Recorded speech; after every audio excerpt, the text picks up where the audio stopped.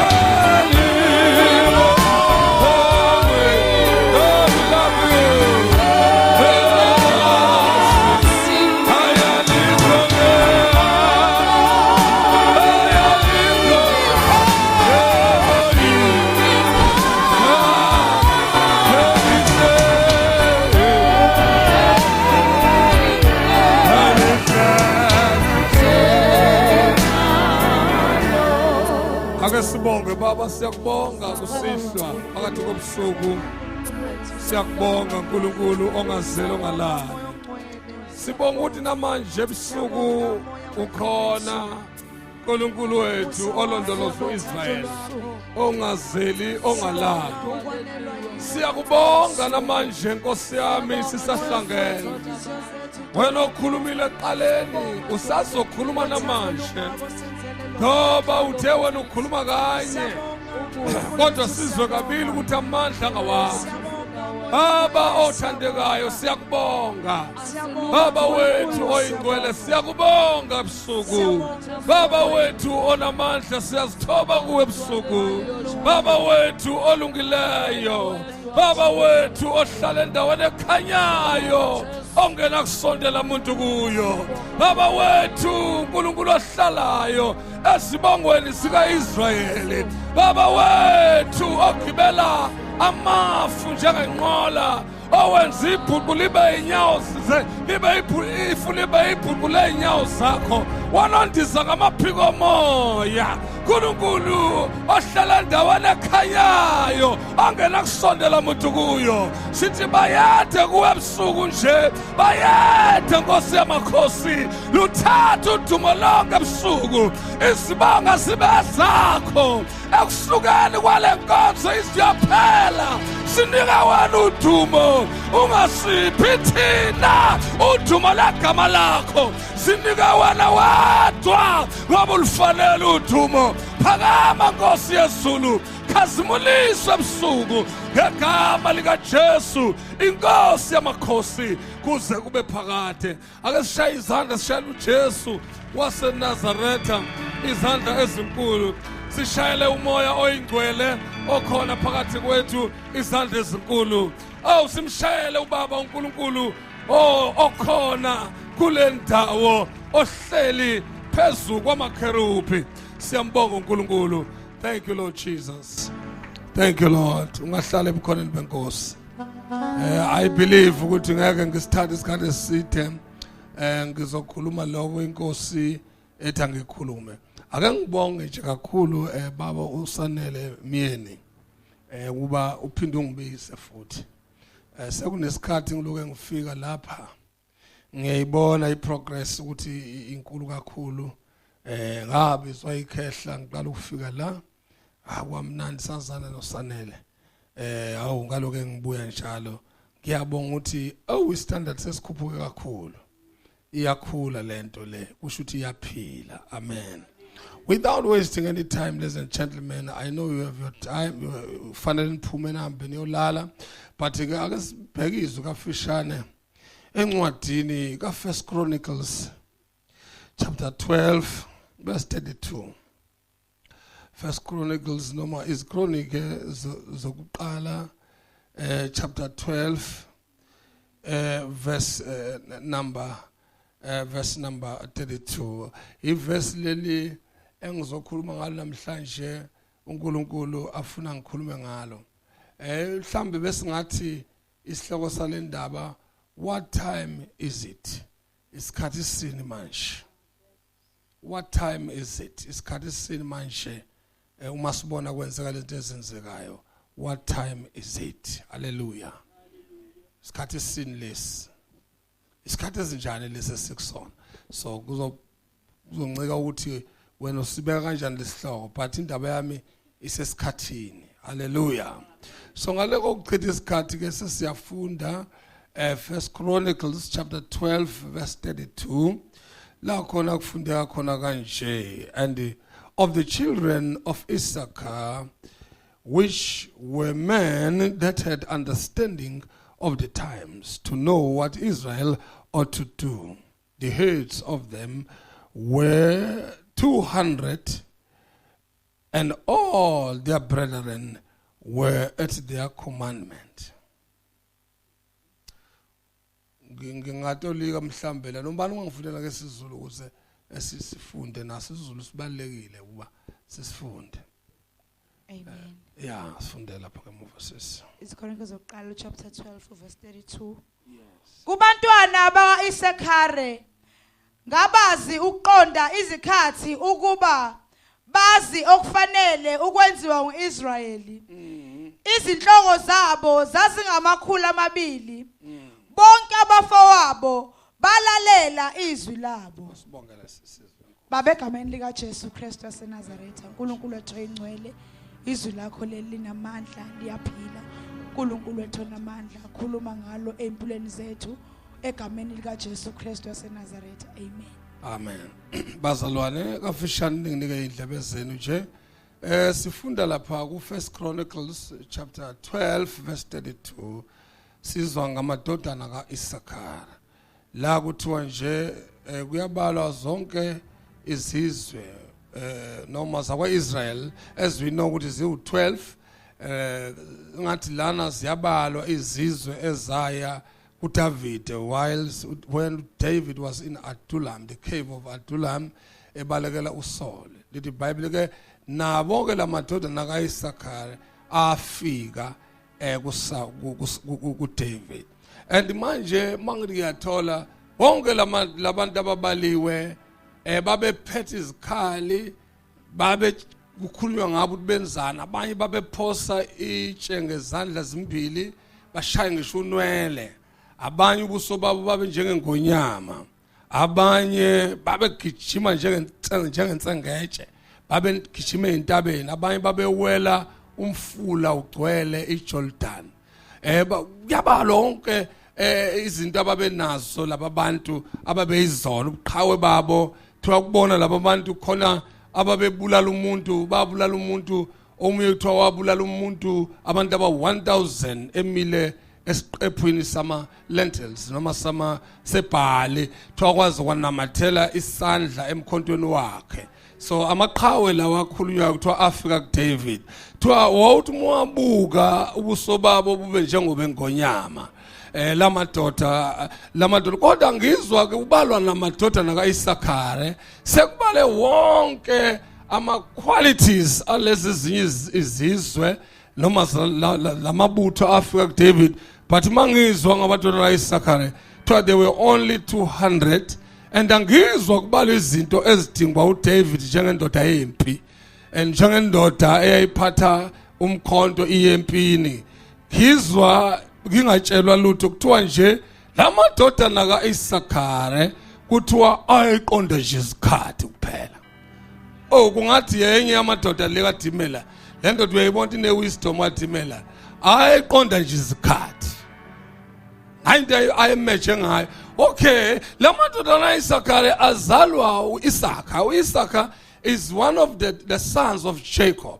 And uIsaka lona sike sezwa kuthiwa kanti uJakobe ebusisa amadodana akhe qala kuRuben as the firstborn ehla ezefika kuBinoni okugcina. Uyabalwa naye uIsakare lo uthi wena unjengani, uthi wena unjengembongolo elala phakathi kwemthwalo. Ngamanye amazwi, even though masikhuluma ngomlando kalendoda thiwa noma bafika ezweni lesithembiso, kodwa lendoda ayibukanga nje isithembiso kuphela, kodwa ibonakala lendoda injengembongolo ready to work. So ngamanye amazwi nangu baba ethi abazalwane bayathanda uclaim badeclare kuze kuse, kodwa when it comes to implement noma to action ukuthi kube khona abayenzayo uthola bayiclaima kuphela bayenzi. But this man was ready ukuthi awe phakathi kwemthwalo emibili njengembongolo. So ke kuthiwa ke lendoda uIsaka, Isaka means compensation, Isaka means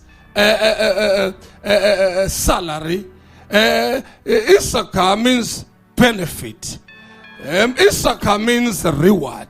So ngamanye amazwi uIsaka lo wayezikhohlwa yena ngokwakhe abese yena abe ireward yabafowabo. Ngamanye amazwi yena uma ekhona nje kwakubenefit abantu ngaye. Niyangizwa bathando bami? Yeah, he was a reward. And ngiyathola ukuthi he had only 4 sons. Aqala ukuwazala these 4 sons kuhle ukuthi iBhayibheli ulandele namagama ukuthi why abekho lamagama. Sizwa kuthiwa there was poor, angazi what is your pronunciation, but there was poor, and also there was Tola and Job and Shimron. And ngiwabheka lamagama ngoba ayikho into eBhayibhelini engabalekile. even ikhoma la khona mele laba la eBhayibhelini liseli canonized ngamanye amazwi seliphefumlelwe. So into nje iyaba la kuleli phepha seyiphefumlelwe usengama nje kulona ungathini udonse uphila kwikhoma nje ela eBhayibhelini. Manje pause and think kusho ngamanye amazwi manje pause and noma sela kusho ukuthi mawulalela ngoba kuleyo ndawo leyo ngisho ngabe ungqilo omiswa kuyena noma ngabe ukhoma kodwa khona into ongayisakha khona into ongayimunya ngoba la this is the breath of God. AmaJuda athi umphefumulo kaThixo lo. So ngamanye amazwi lencwadi ingcwele niyangizothandwa bami umbhalo lo phefumulelo uNkulunkulu. So ke kuthiwa ke lamadoda awu4 igama lokuqala kuthiwa uPhuwa. uPhuwa akanayo i-meaning la eBhayibhelini kodwa engikwazi ngoPhuwa ukuthi this name is given to only two persons or two people in the Bible. The whole Bible tholakala kabili kuphela legama elithi uPhuwa. Niyakhumbula uPhuwa who was one of the midwives niyamkhumbula ngenxa yokusaba uNkulunkulu wakwazi ukuthi aphephise amazibulo kaIsrael ukuthi angabulawa wangena enkingeni wariska ngempilo yakhe wangayisaba iroyal verdict wangasaba isinqumo senkosi uthi ababulawe bonke labantu ababesilisa abatholakala bephuma ezizalweni samaHebheru bathatha iriski ngokwesaba uNkulunkulu bakwazi ukusindisa lamadodana. Nangu siyasithola nawo manje thola uMoses who is now a deliverer okhipha abantwana baIsrael eEgypt. So uPhuwa ke lo siyamthola ukuthi indoda eriskayo le for his brothers. Indoda engakwazi ukungena engozini as long as the brothers will benefit. Hallelujah. So ngamanye amazwi ufuze uyise okwazi ukungena phakathi kwemthwalo abe compensation abe reward for other brothers abe usizo ekubafowabo. So uPhuwa siyamthola ukuthi naye noma ngesiyena lo oyimidwifi kodwa ngoba sinayo iminingi yalelo gama siyathola ukuthi umuntu owuPhuwa ke kusho umuntu onje uthola umuntu is a scarlet. The name Tola means a scarlet staff. Ngamanye amazwi siyayikhumbula intambo ukuthi umndeni kaRahabi awusindiswanga into ethile kwale ngintambo kuphela efasteleni kwase kusinda isizulwane sesifebe kwathi abantu abaclaim righteousness abaphilayo abangadayiswa umzimba wabo babhubha bonke kodwa kwathi umuntu oncika kwiscarlet ongancikile ekutheni kwi-self righteousness wakwazi ukuphunyuka ngentambo ebovu elengiswe efasteleni. So ngamanye amazwi uyabona ukuthi le ntambo symbolizes the blood of Jesus. So ngamanye amazwi le ntambo i-protection yangizwa bathanda bami i-protection yamakholwa nanxa ngibona igazi ngiyakudlula. In other words njengoba sizoya ephasikeni next year le ntambo igazi likaJesu lisa-fresh namhlanje ayadlula amadimoni ekhala kwakho akakwazi ukungena because of the red or the scarlet which is the blood of Jesus. So now if we continue esithola this man another man is Job. Job is one who is hated, who is rebuked. So in other words, you know Job. But if you translate it, Job, what is Job? Job is what you call a paid position of regular employment. So hiliyonto lo yenza ukhokhelwe yona umsebenzi ngamanye amazwi. So ke uyabona kodwa ke ngamanye amazwi kodwa ngesiHebheru kusho umuntu opersecutwayo kusho umuntu ozondiwe. Wonke umuntu ozongena esikhundleni somunye umzalwane wakhe ozoba his brother's keeper uzothola inkinga uthola imivimbo uzothola isijeziso salommelile sikubona ngoJesu lokho ukuthi washawa imivimbo ofana ushawa yona ngoba wayemesikhaleni sakho ulaka likaThixo okafanele wale kuwe lawela konganalo icala lawela kongenasono. He is persecuted, he is rebuked, his name is Job. These 4 sons, they have got a meaning. That's why they are mentioned in this Bible. So now if we continue again, Shimron. Shimron is a Hebrew word which means to keep, to guard, to protect. They take it from Shama, which means God is there.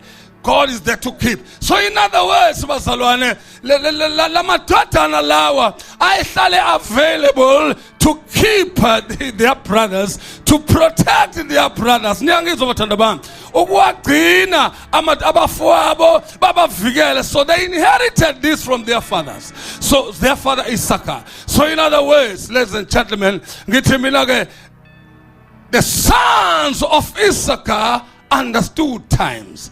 Kuthiwa lamadoda aka-Issachar aziqonda izikhathi.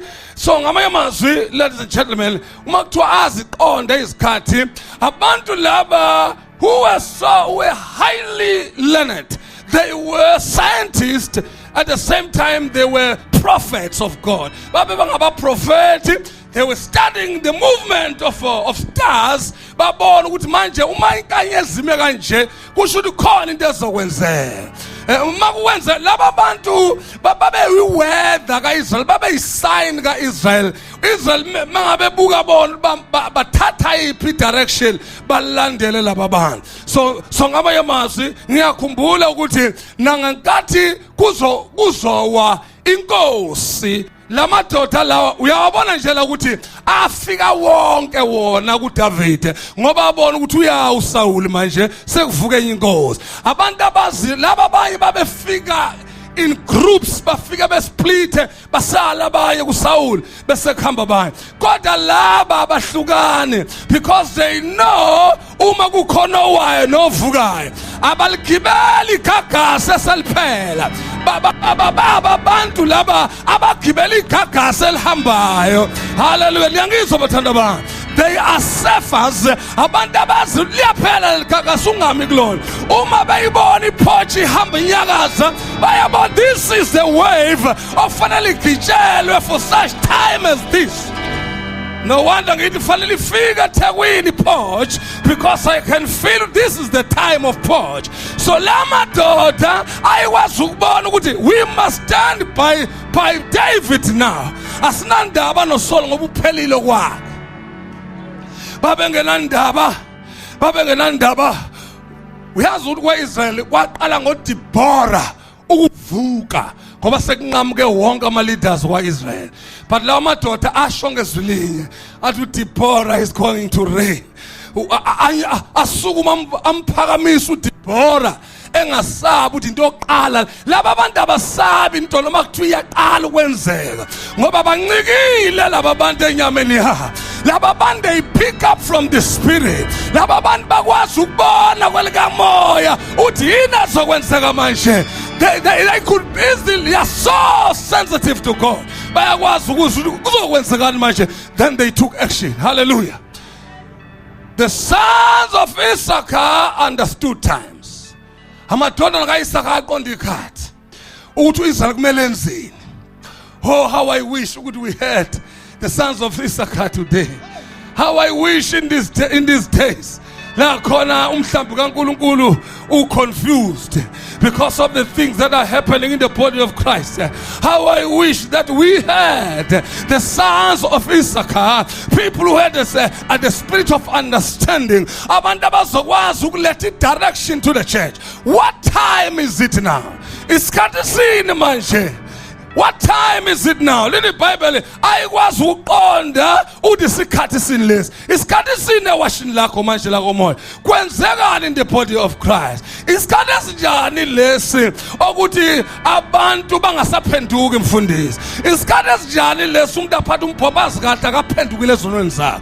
Isikhathi esinjani lesi sokuthi simisa amatende sishumayele kungabhabhathwa ngisho noyena? Kungayiwe emfuleni ngobhabhathisa kunaloko si-recruit abaye from church to another church. Isikhathi sini lesi esiphila kusona amaKristu akwazi ukuwashipha kodwa engahlukanisanga izona engasishanga. What time is it? What is the time? What time is it today? Isikhathi sini lesi angazi ungcono la kwaZulu lapha eThekwini. Hayi kuyifashion usidli sona umzalwane. Ngcono mhlambe lapha eThekwini siyadliwa fork and knife. Lapha eThekwini kufika umuntu athi ufuna intombazana afike kumfundisi. Imtshela umfundisi intombazana wayo, umfundisi wayo no ngiqomile angikwazi ukuthatha. That's what is happening today. Into esingayazi. Sakuyangena ngala. Hey Vimbani dokotela Vimbani. What time is it now? Bawazi ufika isikhathi esitheka lesi uthi umuntu athatha umphopho azi kahle ukuthi ulala nabanye abafane umfana. Kodwa ngoba unesiphiwo sokwenza into thina makholwa simsupport. Sikhuza amen simazi lo muntu uyinkonkolo. Simazi lo muntu ulala nabantu abobulilo obufanayo. What time is it now? Isikhathi sini lesi la khona bafethu ngisho kunini la khona as long as then skill sokudlala ikeyboard asimbuzi waphenduka nini akafiki kwi-altar call uyayijoba i-altar call simbone seme phambili emsamo eshaya ngoba kuthiwa sizocula kanjani sohlabela ngale ngekho oshayayo. Isikhathi sini lesi lapho sifaka khona kumoya sebeshaya sebeyasazi nathi ukuthi we are too emotional bafaka modulation bayenza inyinyizele kuze kunyakaza ama emotions akho bese ube ngathi ukumoya kanti awukho kumoya ama emotions akho athintwa ama strings. What time is it now? Isikhathi sini lesi sizona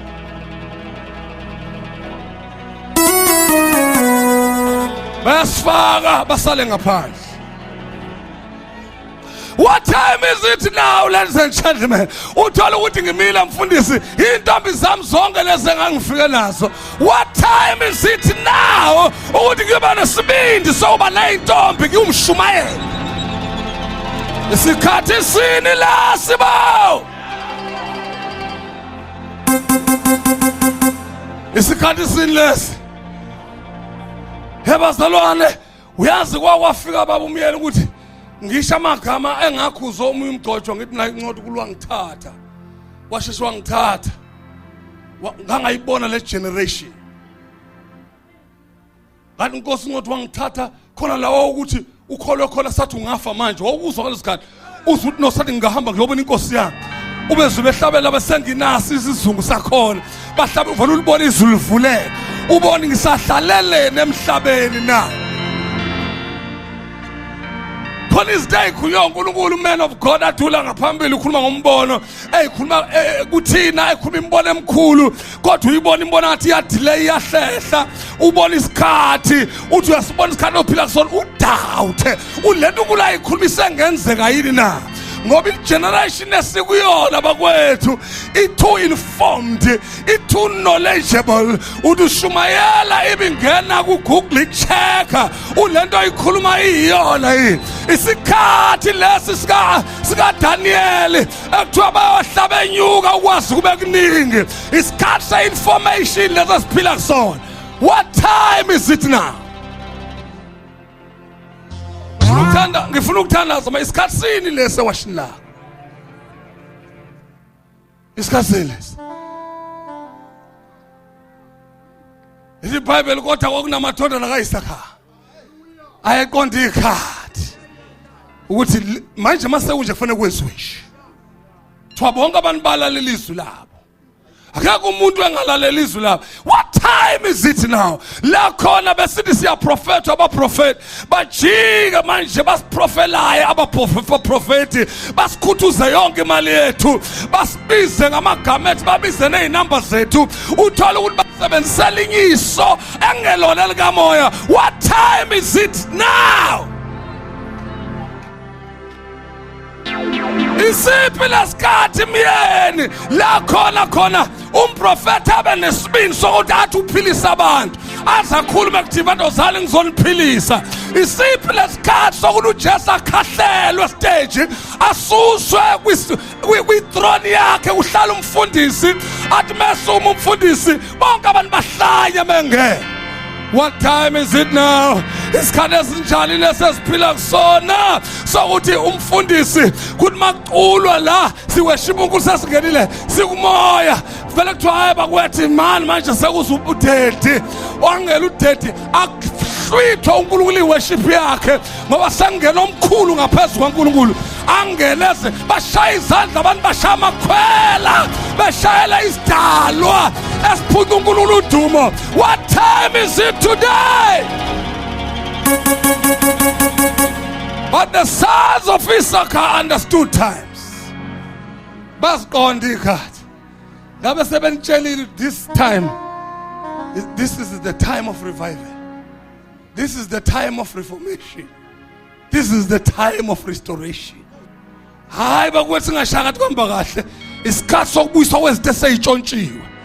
Wagcina nini kukhala isathani sithi ngibanjiwe ukuba asabambi manje ashonaphi. My question ashonaphi ngoba kade khala phakathi kwabantu asho ukuthi ade ngithi ngizobulala leli bandla ashonaphi asethisa akamaflashile nawo afaka okhololo nawo aphatha imbhobha acula ashumayela ashonephi ama-development mawuthona hayi sesiwanqobile. Siwanqobe kanjani sibanda kangaka kunaqala? Siwanqobe kanjani sikule condition esikuyona? Siwanqobe aphi? Asithelepi yina nyamalala. What time is it now? Isikhathi sini lesimanje. This is the time of revival. This is revival time. This is reformation time. This is restoration time. Isikhathi sokubuyela kwezinto ebandlela zantshontshwa usathane. Isikhathi semvuselelo lesi isikhathi sokubuyela kwebandla back to its position. Ibandla likho kwiposition la. Ibandla kumele libuyele back to the position.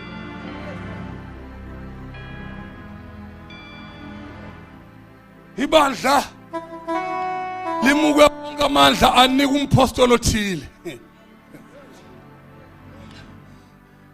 Limuke lonke lanika umfundisi othile oliphethe. Noma ukhuleka usakhuleka uthi baba Nkosi Sembosela uJesu siNkulunkulu kaBaba wami usibanibani. Indlela esibafundise ngayo leyo. Uthi sithi thina uNkulunkulu ekakuzwa ufuna uNkulunkulu kakhuzwayo ekakuzwa ungakakusho lokho siba hypnotizile abazalwane saba stripper of the power they have. Kanti iBhayibheli lithe bonke abamamukele wabapha amandla. Amandla bakwethu kule revival yokugcina ngeke asetshenziswe ngeke atholakale umuntu onetitle kuphela. Amandla kuzovuka besifazane in these last days kuvuka insizwa azingenagama namhlanje sandelwa ama-title ithi ingalingaka lokufati lobe khula kamnandi kangaka usesindwa obishop no-archbishop sekuneyigqoka ayithwele ekhanda siphakamisane sodwa ifingane ibulawa amapositioni esinika wona thina. What time is it now? It is the time of revival.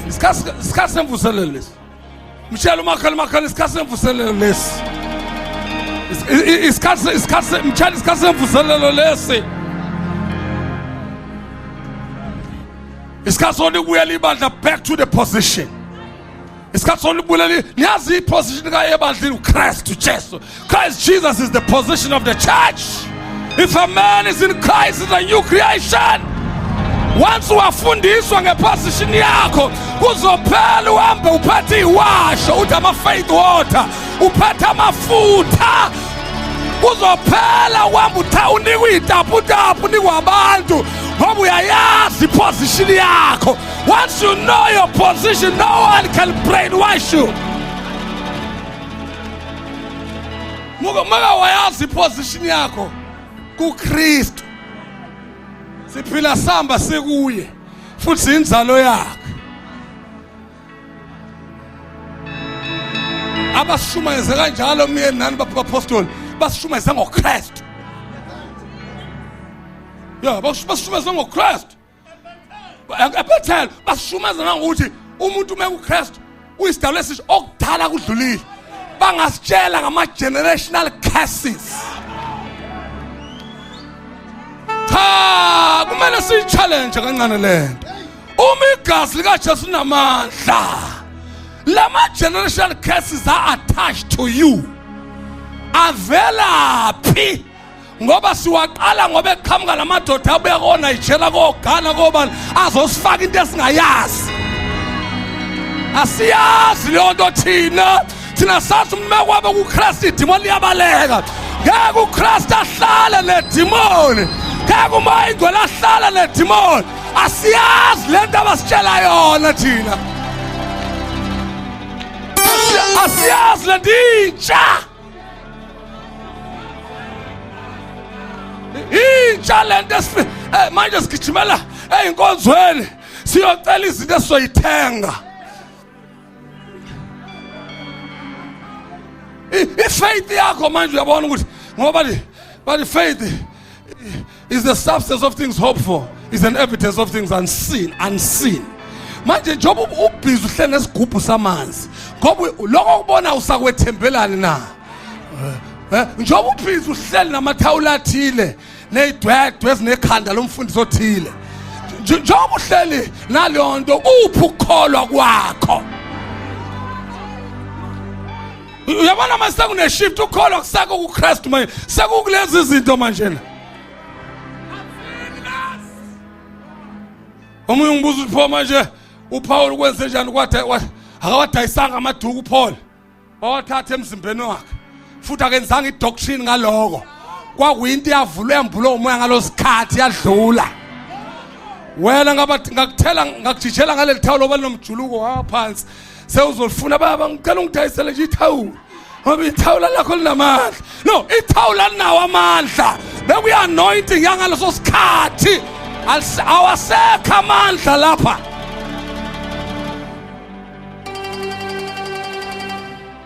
Uthomoya iyasiza nje lento. Uyivalela into esisizayo. La ngishela. Uyabona makuzofika into ereal, qala kufika into eyifake. Yabona lapha eSamaria kwafika indoda eyibizwa ukuthi ingamandla amakhulu. Uyabona laba bantu abathanda ukuzibiza ngamagama athini. Athi uhlula abathakathi. Athi ubani asibize ngegama siyazi lonto thina. Sazi umntwana kaNkulunkulu. Finish.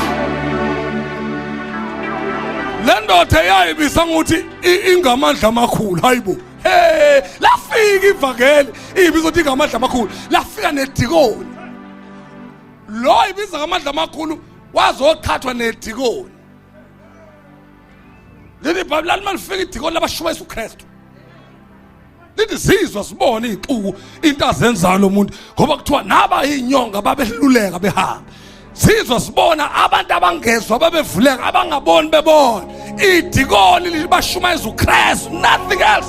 He preached Christ. And the Bible yabuka le ndoda eyibiza ngamandla amakhulu athi no. Ngoba mase kufika ukupheleleyo ongaphele kuyashabalala. Weba prophet kuzophela lo prophet loba lamafutha nalamanzi into esazophela le babe namahloni shabayenzayo. Isazophela yonke into yokudayisa endlini kaNkulunkulu yokuphendula idlankulu ibumumo abaphangi. Isazophela yonke lento ngoba irevival mayifika nje uJesu wa overturn amathebuli wawisa amatafula ngoba kwasekushintsha indlu kaNkulunkulu sekuyindlu yokuhwebelana sekuthi ngimdayisela amanzi ngimdayisela zonke izinto ngikhuluma kahle ngoba la kwaZulu engathi iyathanda ukwenzeka lento sebengena ngokunyeke bahlola inkululeko yethu basenza igqila hey wena hayi phela amandla akho amakhulu angaka njoba lithi iBhayibheli umuntu mekuKristu lithi bonke abamamukela banikwa amandla lithi behold I give you power or authority to tread on snakes and on scorpions even a power above all the power of the enemies nothing by even over the power of the enemy nothing by enemies shall hurt you uyodlokubulala kungabi nangozi phila amandla uJesu akhulume ngawo kuwe wagijimela iwasho wagijimela amafutha enziwe ngabantu luphi ugcobo likamoya ingcwele wakhuluma ngamafutha enziwe umuntu owathaka luphi ugcobo likamoya ingcwele phezu kwakhe what time is it now? It's got a revival. Can you shout it's time for revival? It's got a revival. And bazalwane kuyobe ngathi abakaze babe khona laba prophet. Hey kuze enkulu ivusele. Kuze enkulu ivusele. Hey so siyakhuluma sithi awusayifika athi umyeni awu ingathi iqale la kumina sithi sisazo umyeni kuthiwa bakhuluma balema eNewcastle bafuna bathi angathi iqale kuthina lento bathi abanye hayi bathi egoli ngathi ifikile kithi ivusele enkulu isisondela iyeza. Hallelujah, thank you Jesus. It is time for revival. Hallelujah, hallelujah. Hey mina ngitsheliwe ukuthiwa abesifazane nangu uJoel uJoel uthi thokoza Siyoni ngoba uNkulunkulu ukunikile imvula yokuqala usezokunika yamuva manje neyokuqala semthani uzosihlanganisa le imvula bayazi kwaIsrael ukuthi imvula yokuqala imvula yokucultivate umhlabathi imvula leyo yokuthi imantise umhlabathi uzwamukela iseed uthi nginikile leyo mvula manje sengizonike esibili eyamuva neyokuqala eyamuva bayazi ukuthi iyakhulisa ivuthiswe so uthi ngizonika ziba 2 lala ngitshela uthi nginikile eqaleni yafika ngePentecost madoda kwakuseyiformer rain kodwa buka imphumela yayo buka imphumela lenzekayo buka abantu ngeyithunzi nje buka umuntu eshumayela 3000 men bakhala madoda so wenze njalo singenze njani madoda senze njani wathi phendukani thethelwe izona ngoba niyakwamukela isipho sikamoya lesithembiso sabo bonke sabaseduze nabakude inkosi yakubabiza uPetru washumayela waphenduka 3000 men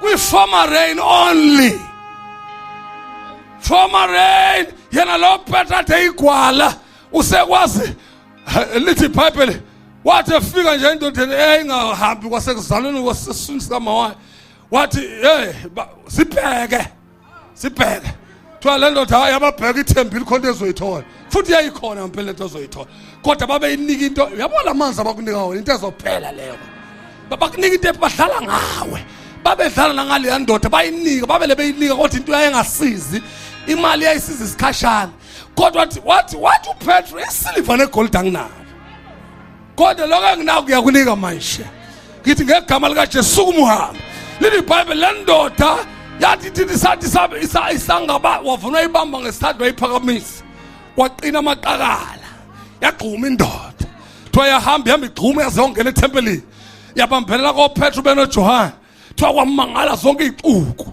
abantu abanjengoPetru abayimifunda abangafundanga kodwa ngenxa yamandla kaNkulunkulu. That was a former rain. God, it shook the whole world. Sinzalo yayo nathi ngoba leyo mvusela liyaqala eJerusalem iziyafika ngoba le Bible liyaqala eJerusalem eJudea naseSamaria yasiyasabalala umhlaba wonke.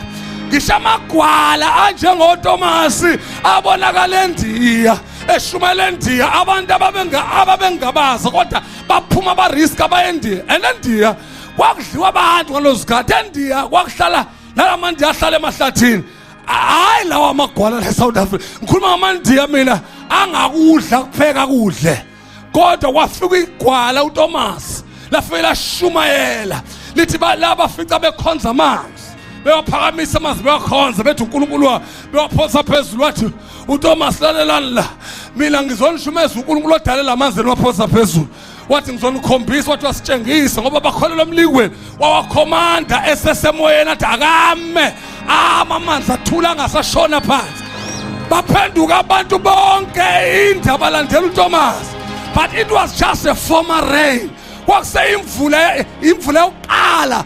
What about the former rain and the latter rain in the first month? Uma kwenzeka into engaka ngemvula yokuqala yodwa how much more lemvula esikuyona ezokwehlela phezu kwethu. Uyayibona uJoel uthi I shall pour out my spirit upon all flesh. Hey bazalwane noma uJoel ayibonile lento yenzeka kuPetro ayikhotha uPetro wathi no abadake nje banicabanga kodwa ayikuphelelanga koPetro. Avangi affecteke imvelo ngale ndlela nelanga libe emnyama libe inyanga ibe igazi akakafiki lapho kuzofika kunina lo ayikakafiki lento abayibona ukuthi even the maid uyabona labantu bashiya bekusebenzele engadini nabakusebenzele ekhaya usomangala uthi umshiyile ucabanga umfika epropose ngezilimo ehlaba ngespeed umfika athi uJesu ufile ufike ehamba kimi uthi hayi bokwenza njani wena ucabanga ukuthi ukemvusela ngalisekhona kwakho usekwentombazane nesebenza kwakho ngoba lithi even upon the maid even upon the servants I shall pour out my spirit. Lalela ngikushela this is the time of revival. This is the time of revival. Bazalwane uzoguguleka yonke into kuzoba necleansing wazi uyibone bandleni kuzobuya all the sevenfold ministry of the Holy Spirit kuzobuya umoya kaJehova umoya wokuhlakanipha nokuhamba nokuqonda uye umoya wamasu nowamandla kubuye umoya wokwazi nokumesaba uThixo uma wabuya kuAnaniya noSafira bafela phansi khona kunamaqila ayofela epulpit thiwathatha umoya kanti afile ngoba akayibonanga itiming. What time is it now? Isikhathi sini manje lesi kuzoba nefiya ongazi uyibona ezokwehlela iBhayibheli behlelwa kwesaba bonke abantu thiwa uNkulunkulu wenza imasa engavamile zala zikaPawulu lawo bakwethu lithi bazibathatha amathu lithi iBhayibheli kwavuka namadodana kaSkiva siyabanga kwamanje kunabantu abangena ngokunyenye abaperforma ama-magic bethi amandla kaNkulunkulu bavuthisa imililo sikuthideke nabakhethiwe uma ngenzeka kuyenzeka in these days sekusuka uguluva nje ongakaze aphendula uSaragora angene ngaphakathi engena ne-magic ngoba asikwazi ukudisena asikwazi ukubona akuwona amandla kaMoya Ingcwele ngoba amandla kaMoya Ingcwele fana ashintshe i-character kuqala amandla kaMoya Ingcwele fana sibone wena sibone imvelo kaKristu kuwe. La ngikutshela ngeke uthi ukhonza uKristu ububhizulala namantombazana never buza kimi never ngeke uqonywe ulala namantombazana uMoya Ingcwele ephakathi kwakho ungaba nesiphiwo hayi umoya oyingcwele phela isiphiwo uNkulunkulu akasusi kumuntu lithi ukubiza neziphiwo zaNkulunkulu akaguquki uNkulunkulu akasusi isiphiwo kumuntu uyazi isiphiwo sinjani sibonala ngokuthi umshumayezi umuntu eshumayela enzima mangalise kodwa bangaguquki bangashintshi bangaphenduki ngoba ianointing iyona kuphela kwazi ukuguqula into it changes. Labantu bayakutshela ukuthi uphethwe isifo sinkodwa ngeke basuse kuwe bayakwazi ukukutshela ukuthi ubani igama lakho kodwa ngeke bakusize ufakazi namhlanje uyabagqiqa kunamhlanje wehla wenyuka kubona kodwa ayiphelile into yakho. They have a gift but they don't have the Holy Ghost anointing. Ngoba masefika ugoba umtholi yokususa amahlo ijoka liyakuphulwa dayeni makufika ugoba kubaleka izilwane ezisemzimbeni wakho makufika ugoba likaMoya Ingcwele kubaleka yonke amanzi amnyama asempilweni yakho. Hallelujah. Ugoba liyashintsha liyaguqula phuka amajoka yabo before ngifale unamajoka azophuka la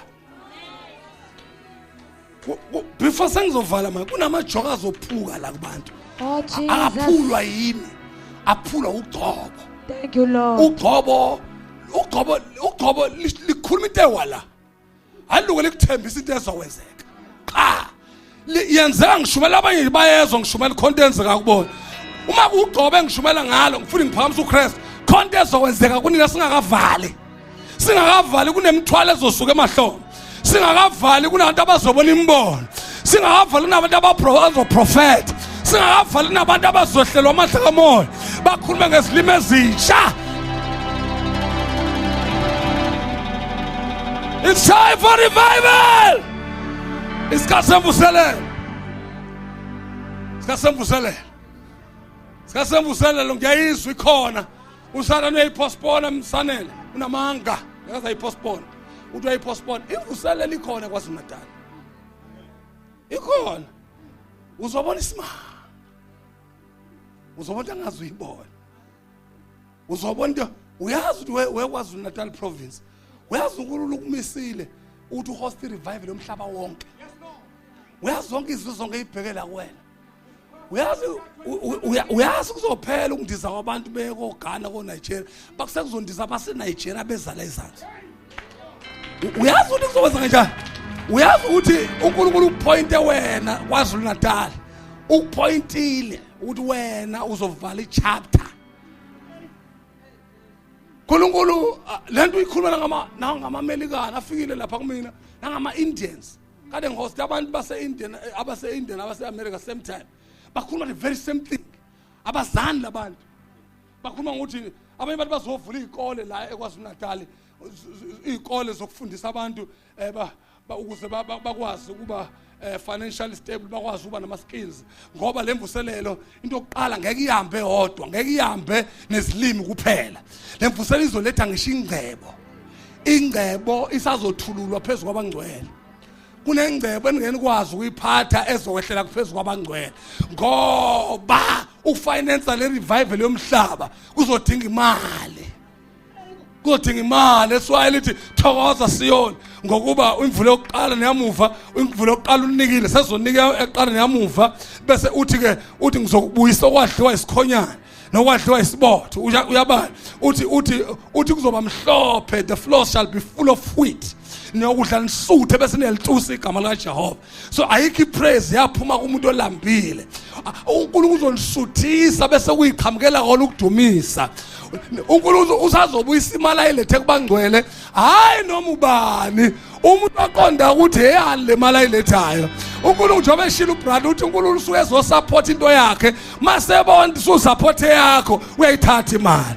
uNkulunkulu ungitshengisa ngabesifazana abanjengoLydia, ungitshengisa ngabesifazana abakhuluma uJeremiah uthi bayobamba indoda eyodwa bathi isingwe sethu konke okwembatho kwethu masingabizwa ngegama lawo. You know what will happen in the last days? Abaningi uJeremiah usazogcwaliseka, abantu besifazane basazoceba babe ngokwasezonto uba filthy rich, bazoceba ngale ndlela yokuthi uma kade mhlambe sihlangene kanje bese siyaphuma kanti sumbonile uthi alo fana bonkosikazi wami lo ukuthi makuphunyelwe eminyango uyothi meja mengabe ecipheza into yakho iRolls Royce ithi bese uyaphenduka ubuza isikhathi uthi hey isikhathi sini lapha ushawa uvalo. Ngikutshela into ezokwenzeka ushawa uvalo uthi kanti ubalo engimlandelayo ushawa uvalo ngoba uNkulunkulu uthe uzobaguqula. Uyazi why bazoba ama-millionaires, multi-millionaires? It's because vele emlandweni makune revival bakhona behind. Bakhona ibona laba phela abavimba ukuthi ngabulawa abantu baseGibhithe. Ibona phela laba abaphatha uMose bamphatha lapha kuFaro eManile. Ibona laba baneyintseka, ibona laba abavolunteer ngizokuncelisela yena kuphela mina kulungile. Ungabe noma ngizokuncelisela yena. Ibona laba uNkulunkulu abazi banezinseka zokusupporta, banama emotions, too emotional. Abaplan bazonikela ngani mese lehlile izulu bangasayina isheke noma yiphi isheke. abaplan ba emotional basho manje bathi siyayenza lento. That's why uNkulunkulu ezobanika isilver negold ongazulibona. Uzobanika ngiyakutshela naba besilisa uzobanika kodwa hayi nombani kodwa besifazane phela ukuze kugcwaliseke incwadi kaJeremiah ukuthi no bayabamba umphetho babe bayufuna phela umshado kodwa kuyobe sekunzima koyithela lo yithelayo ngoba uyothi uyafela umuntu uzokuthiwa lo muntu no unezimboni unama minds. You see uzothiwa lo muntu lo njengoba umuntu ufuna ukukhuluma unama plus lo muntu akazi mangakha nawo. Kusekuncane lokho nenibona uBen 10 begijima nani. Kusekuncane lokho. Kusazokwenzeka into ongazi uzibone. Kodwa not anyone but those who has an eye of the vision. Laba babonayo ukuthi uNkulunkulu wenzani manje. Laba baqonda ukuthi imali yethu fanele abesifazane abazobe nemali kebanqele ukuthenga ijet 747 bayithengela umyeni ngoba manje lento siyandisa lento aseke isikhathi sokuyongena airport sokuqala umulayini yobe sindiza lento manje ngoba sengidizwa kuthiwa manje fanele bese seAmerica manje fanele bese seEngland manje fanele bese Canada manje so kufunela abantu abanesibindi sokuthi mabe nemali bakwazi uqonda bafike bayithenge indiza. But hayi siyakunika gijima ngayo lento.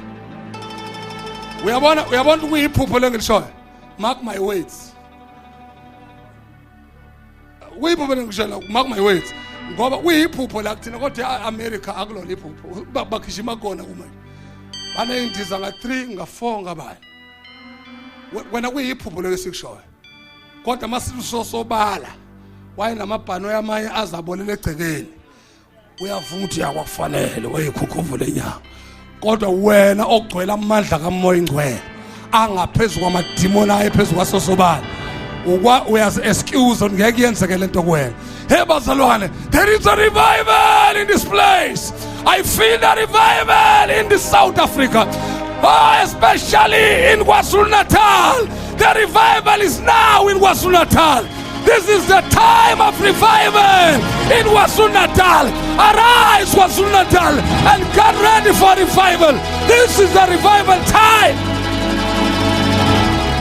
Yathandaza kunamvuselele khona. Uyabona mntakamyeni uNkulunkulu mangabe ekhuluma ngento ufika uJesu siyazi isikhathi namanje sekuyisona. Lalela imvusele kuyiyona yoliseze kodwa namanje sekuyiyona. Ngamanye amazwi khona phela uJesu ukhuluma la befaith abakwazi ukuzuma into ikude bayibuyise. Ngamanye amazwi khona abazoyizwa manje lento. Khona abazozizwa revival lezayo kodwa bayizwe manje. Ngoba uthi siyeza isikhathi abesi namanje sekuyisona. Akusona esamanje salaba benkolo. Esamanje yilabo abayidonsa into sekude basiyenzeka kumina lento. Esamanje na uyabona ubona abantu begijimela ko crowd one kwenzeka zonke lezi zinto. Hayi ke ugijimela lezo zinto ngaleso sikhathi. Hey, imali izothathwa ijikijele kubazalwane. Ngeke abazali begijima bejahana noma bhano ezimali begijima imali izobijaha abazalwane. Izojaha abazalwane imali kule revival. Ngiyathandaza ngithi mina i-revival, this is a time of revival. Khona usisongu ongilalela ngokukholwa la. Mina ngiqala ngabakholwayo kuqala. Khona ongizwa ngokukholwa la. Khona ukukholwa ngokubona la. Khona abangilalele ngokukholwa ngisaqala hayi lento ikhona izonisa. Sisi wena ufake ibuku ngizwa ngokukholwa. Lento wena ufuna uyiteste manje. Yabona mntanami wena ufake demhlobo lento uyizwe ngokukholwa ngisayikhona. Kunabantu abayizwa ngokukholwa lento. Kunabantu abayizwa lento ayenzeke kumina njengamanje. Ufuna sime ngenyawo bazalwane bami. This is the time of revival. This is a time of restoration. Kuzokwenzeka into ongazi uzibona. Izobuya lento yadliwa isikhonyana empilweni yakho. Izobuya lento yatshontshwa kuwe. Khona into obunayo ungakhathazeki. Sion, don't worry. Lithi iBhayibheli jabula manje. Isikhathi sobujabula ngoba uNkulunkulu uzokunika imvula engaphezulu kwale yokuqala. Okunika imvula engaphezulu kwale yokuqala. uNkulunkulu yonke elibonayo elibona yenzeka isazogugula engaba ayikazibe khona. This is time for revival. Lift your hands. If you say, let me be part of this revival, Lord. Lord, if I'm here, ngila KwaZulu-Natal, angibe ingxenye lemvuselelo. Angibe ingxenye lemvuselelo. Umusho njalo enhlizweni yakho Nkosi ake ngizwise la amandla. Funa sihlabele umhlabeleli athi usizwise la amandla. Abafundi bakho abaqala babusizwe. Ngifuna sihlabele umhlabe ngoba kunabantu abazowezwa lamandla esikhuluma ngawo ezayo kodwa bazowezwa namhlanje. This is the time of revival. Isikhathi semvuselelo. I-revival bakwethu is for the believers. Let me tell you. Imvuselelo yoqala ebandleni kaKristu. I-revival, it begins where you are standing. Come on, if you can make a circle all around you, then you will know where this revival will begin. The revival will begin inside the circle where you are standing. I-revival iqala kubazalwane. I'm not talking about being vived. To be vived, umuntu lowo ongakaze abe nokuphila osekubuyiselwa kuyena. Kodwa to be revived kusho ikhona into abathi kuwena kodwa yasiyanyamalala ngenxa ubude bendlela. Kwase kuba khona ama challenges yaba wasted wasithola usuhamba ehlane. Kodwa lento izobuya isiphindiwe. Ngoba imvula yokuqala neyamuva izokwehlela phezulu kwakho. Ngifuna uphamzana zakho uvala amehlo akho. Mawuthi Nkosi, I am the one. I am the one. Ukhuluma nami Nkosi. Awukhulumi lalaba abantu. Kodwa ukhuluma nami mina ngidinga lemvuselelo. Imina ngidinga le reformation empilweni yami. Imina ngidinga le restoration. Uthi buyisele izinto zami kimi. Asekunyamalele kubuye phezulu kwempilo yami. Ngifuna uphakamisa izandla zakho. Abanye balahlekelwe ukuphila kwabo. Their health is gone. Sebenezifo abangazazi. Abasakwazi ngisho ukuzila ukudla. Makuzila ukudla baqala bacabanga udokotela. Owathi kunamaphilisi ofana uwadle. Hey, usathana ukutshontshela ukuphila kwabo. It will be restored. Kuzobuyiswa abanye namhlanje ebusuku. Abanye kuyofika lo revival kubuyiswe ukuphila kwabo. Hey, la revival bathi inkulu bafundisi bathi kuzoba empty ibhedlela. Abayibonayo bathi le revival uyothi kuyingenela umuntu nje engena na umpostoli kodwa umzalwane yobona isiguli sakhe athi uyangena nje uphakame bonke abantu ewodini bathi unele wangena nje saphila sonke. Oh, the whole amayibhedlela izoba empty. Abantu bangena emajele abantu behlelwa amandla kugcwaliseka lento eyenzeka makufika uPaul noSilas besejele kwaqhamuka amaketangu khona izinto ezizokwenzeka ezothusa abantu emhlabeni. Ngale ngikutshela uma kwehla imvuselelo eIndonesia bagibela ngisho abantwana iyouth ayina nabantu kwi-Pentecostal church from ibandla i-mainline church yahlelwa imvuselelo abantu bagibela izingwenya mabe yoshubela ngaphesheya umfulu ugcwele agibela ingwenya umuntu ibisikephe kuye iye la funa yakhona umfulu amungena zingwenya babe ucommand ukuthi amanzi makafika amaqakaleni basibofika phesheya kwakwenzeka into ngazuzibona. If you can read that book and check it, you will find it. The revival in Indonesia, it was like a rushing mighty wind. Long what it like a rushing mighty wind. One we check. Uso told mabe lineta, babe command him putting about net. In that alenga putting about him benga spet. Ama umbrella benga wapet. Eba wait, uzivu selengulu. Yes, and is my free. Pamsana sako motin goes. Himilo omile pamkwakho. While we are standing, abanye bazophiwa izilimi ezitsha, abanye zo-revive asibuye sezinyamalele in this atmosphere. Holy Ghost, I thank you. Ngiyakubonga moya ngcwele ukuthi uzoconfirm izwi ezibonakalisa emangaseyilandelayo. Oh, ngiyabonga moya ngcwele. Ngiyabonga ukuthi sawuqalile kwabanye. Oh, ngiyakubonga ukuthi sukela kwesandleni sokudla uya ngapha sewuqalile moya ngcwele kunabantu